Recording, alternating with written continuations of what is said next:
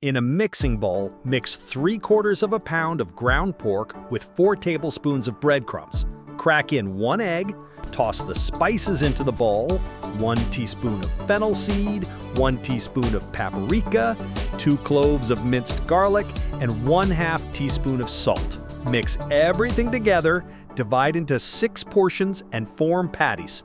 Place onto a plate and freeze if you want, and then wrap and store individually.